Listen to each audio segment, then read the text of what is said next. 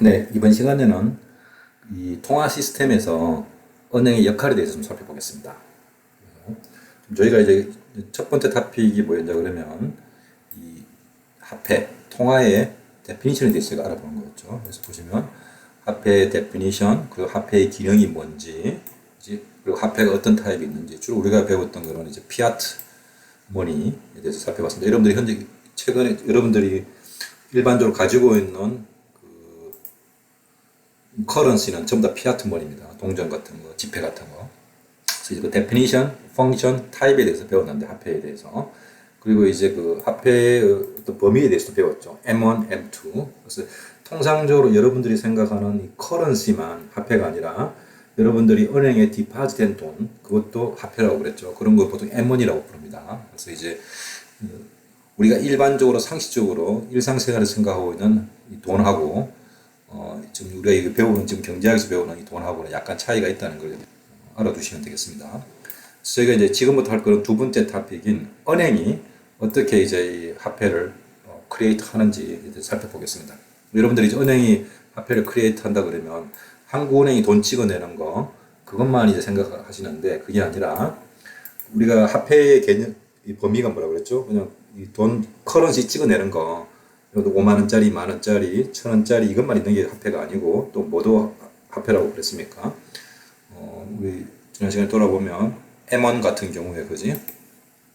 요구불 예금 같은 거 이런 것들 여러분들 은행의 요구불 예금이 뭐냐 그러면 여러분들 수시 은행에다가 돈 디파짓 하고 예금하고 여러분들 뭐 필요할 때마다 돈 찾죠. 그거 뭐 여러분들 캐시카드로 찾던 아니면 뭐 여러분들 ATM 머신에 가서 필요한 거 현금 찾아서 쓸 때 그 돈이 찾는 거죠. 그때 그 은행에 들어가 있는 돈, 이게 요구불 예금입니다. 일시적으로, 일반적으로. 그래서 이런 걸 또 이제 M1이라고 이야기했죠. 요것도 화폐라는 이야기입니다. 요것도 화폐고, 통상적으로 여러분들 갖고 있는 커런시도, 현금 통화 같은 것도 화폐지만, 그래서 이제 지금부터는 이 요구불 예금을 통해서 어떻게 은행이 화폐를 창출하는지, 왜냐하면 화폐가 계속 이야기하지만 뭐라고, 커런시도 있지만 디파짓도 있으니까, 그죠? 그래서 어떻게 이걸 창출하는지에 대해서 살펴보겠습니다. 그래서 먼저 우리가 지금 생각하고 있는 이 화폐 우리가 생각하고 있는 화폐 통화 공급은 이제 뭐 하는 거냐면 M1을 지금 생각하시면 되겠습니다. 그래서 뭐냐면 커런시도 있고 여기서는 커런시를 대표하는 게 C가 이제 커런시를 대표합니다. 커런시에다가 뭐가 있냐 그러면 디맨드 디파짓 체킹 어카운트 여러분들 체킹 어카운트에 있는 돈들입니다. 예금 여러분들 쉽게 돈 찾아 쓸 수 있는 거, ATM 머신으로 쉽게 돈 찾아 쓸 수 있는 거, 그리고 여러분들이 이제 보면 체크카드로 돈 쓸 수 있는 거, 그러려면 그 체크카드로 쓴다든지 ATM 머신 돈 찾으려면 여러분 은행에 돈이 있어야 되겠죠. 그 은행에 있는 그 돈을 보통 요구불 예금, 혹은 뭐 체킹 어카운트에 있는 돈이라고 이야기합니다. 그래서 그런 걸 대표하기 위해서 디파지죠, D로 썼습니다. 그러면 결국은 우리 지금 경제에 갖고 있는 화폐는 뭐냐, 머니는 뭐냐 그러면 통화량은 뭐냐 그러면은 이 커런시와 현금 더하기 뭡니까? 은행에 있는 디맨드 디파짓 요금의 합이라는 겁니다. 그래서 요거 전체가 다 화폐 머니라는 걸 이제 알아두시기 바랍니다. 요게 머니입니다. 그래서 보시면 그래서 이게 은행이 도대체 왜 화폐를 창출한다는 건 이 M을 어떻게 창출하냐가 아까 질문이었습니다. 은행이 어떻게 화폐를 창출하냐? 은행이 어떻게 M을 창출하냐? 다르게 얘기하면 은행이 이 요금을 통해서 어떻게 이제 뱅킹 시스템이 화폐를 창출하는지에 대해서 지금 살펴보겠다는 이야기입니다. 그래서 한번 이제 그 부분들을 보려면 먼저 이제 여러분들 몇 가지 기본 데피니션에 대해서 알고 있어야 됩니다. 그래서 첫 번째 알아둬야 될 게 뭐냐 그러면 리저브라고 대해서 알고 있어야 됩니다. 이게 일종의 한국말로 하면 이게 뭐지? 이게 준비금 정도 되겠네요. 그래서 이건 뭐냐 그러면은 보통 이제 은행의 입장에서는 은행은 자기가 돈이 갖고 있는 게 아니라 우리들이 은행에다가 디파짓 하면 예금을 하면 그 예금을 가지고 그 예금의 일부를 사람들한테 이제 뭐 기업이나 아니면 뭐 여러분 뭐 개인한테도 돈을 빌려주죠. 그래서 그런데 그 디파짓을 받았는데 그러니까 은행이 이제 개인들로부터 여러분들부터 디파짓을 받았는데 그 중에서 대출을 해주지 않은 돈의 포션을 이제 리저브라고 이야기합니다. 그래서 다르게 얘기하면 우리가 은행에 100만 원 저축했는데 은행이 그 중에서 80만 원만 당사자한테 빌려주고 20만 원 안 빌려줬으면 그 20만 원이 뭐라고? 리저브라고 이야기합니다. 빌려주지 않은 돈. 이 은행 예금 중에서 빌려주지 않은 돈을 리저브라고 이야기합니다. 준비금. 라고 이야기하고, 그 다음에 여기 보면 이제 은행의 부채는 디파짓을 포함하지만 자산은 이 리저브 준비금과 이제 아웃스탠딩 론 대출금을 포함한다고 하는데, 이게 이제 뭐냐 그러면은 여러분들이 이제 대차대조표를 좀 이해하고 계셔야 됩니다. 은행의 이제 대차대조표가 뭐냐 그러면, 대차대조표는 여러분들이 이제 그 회계학과는 이게 무슨 말인지 금방 이해하실 건데, 뭐 이거 여러분들 몰라도 그냥 그 일종의 가계부라고 생각하시면 됩니다. 밸런스 시트라고 생각하시면 되는데, 이게 뭐가 있냐면 보통은 이제 자산과 한쪽이 자산입니다. 이쪽에. 이쪽에는 부채는 뭡니까? 남한테 빌린 거죠. 그 다음에 여기 이제 자기 자본금이 있습니다. 그래서 보통 자산은 부채 더하기 자본금하고 같아야 됩니다. 자산은 여러분들이 갖고 있는 지금 현재 이제 그 뭡니까? 앞서 보여드렸죠, 그지? 미래로 그 뭐지? 여러분들의 구매력을, 그 자산의 데피니션이 뭐였습니까? 이게 안 나와 있구나. 자산의 데피니션이 뭐였냐면 미래로 여러분들 구매력을 이전시키는 수단을 다 자산이라고 그랬죠. 네, 어쨌든 그게 있고, 부채는 뭐냐 그러면 이제 여러분들이 나중에 언젠가는 빚이니까 갚아야 되는 거죠, 그지? 이렇게 있습니다.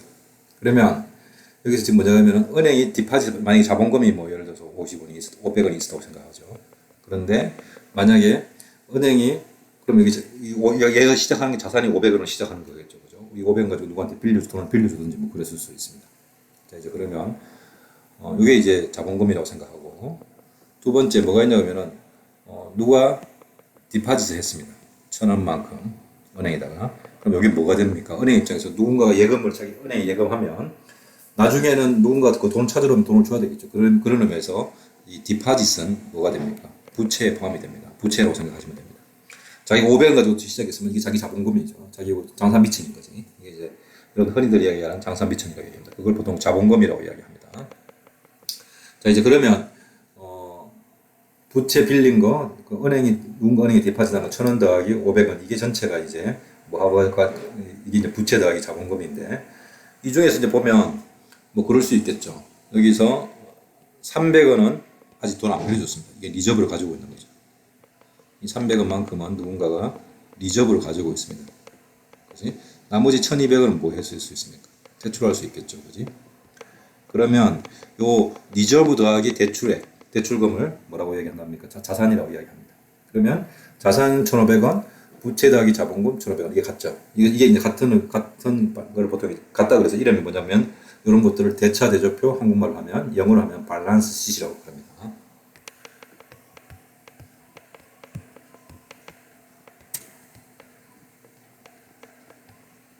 네, 이렇게 쓸 수 있습니다.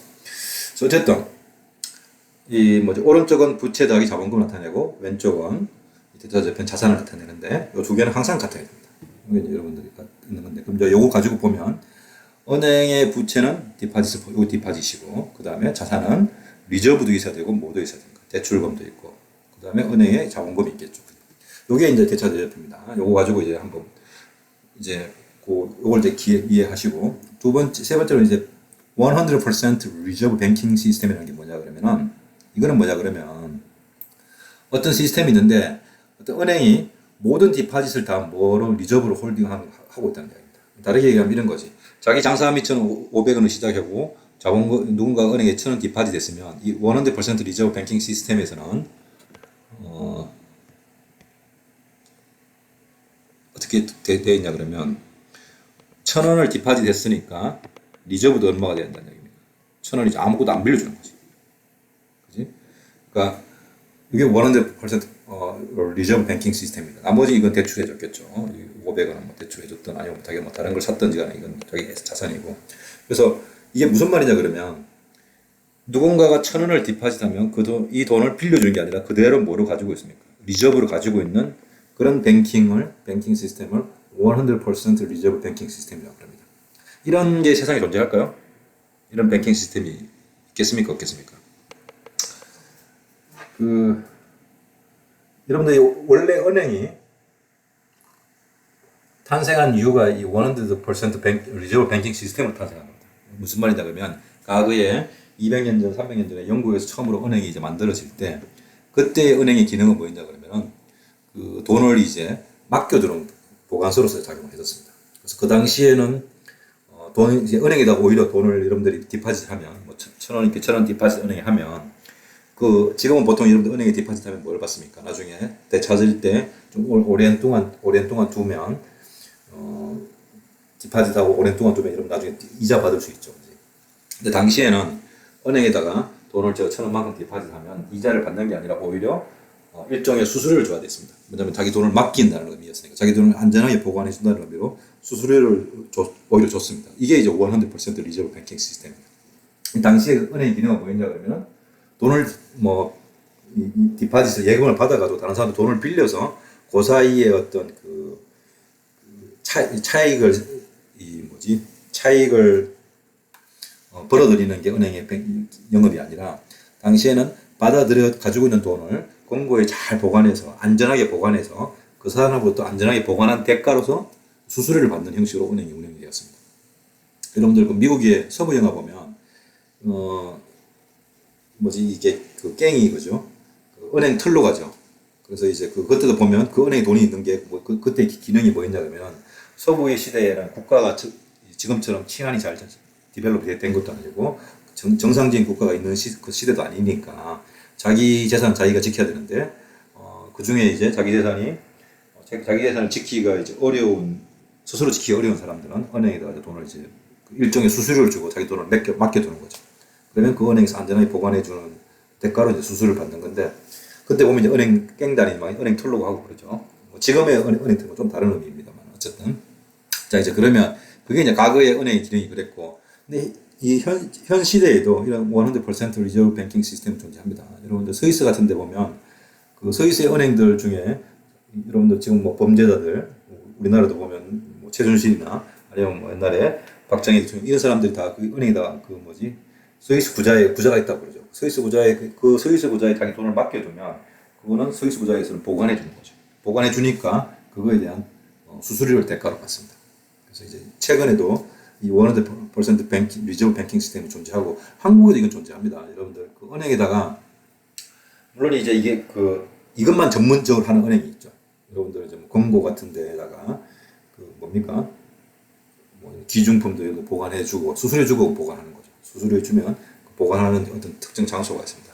그래서 거기에 가면 거기서는 모든 그 디파짓이 다 뭐로 된다는 줄 아닙니까? 대출하지 않고 다 가지고 있는 거죠. 안전하게 가지고 있는 거죠. 대신에 그 대가로 수수료를 받겠죠. 이게 이제 100% 리저브 뱅킹 시스템입니다. 근데 현실에 있는 대부분의 거의 이런 특별한 경우, 특별한 목적을 제외하고는 대부분의 은행들은 뭘 하고 있냐면 fractional reserve banking 시스템입니다. 이게 뭐냐 그러면 디파짓을 받으면 은행이 디파짓을 받으면 예금을 받으면 그 중에 일부는 남겨두고 리저브로 남겨두고 그래서 프랙셔널 리저브죠. 일부만 리저브로 남겨두고 나머지는 다 대출해주는 이런 뱅킹 시스템입니다. 이게 이제 현실 세계에서 우리가 통상적으로 여러분들 은행에서 관찰하고 있는 뱅킹 시스템이 프랙셔널 리저브 뱅킹 시스템입니다. 그럼 오늘 우리가 이제 할 내용들은 이 프랙셔널 리저브 뱅킹 시스템 하에서 어떻게 화폐가 머니가 창출되는지에 대해서 살펴보겠습니다. 자, 지금부터 이제 화폐가 어떻게 창출되는지 그때 은행 역할이 뭔지에 대해서 이제 살펴보도록 하겠습니다. 잠깐 쉬었다가 돌아와서 다시 하죠.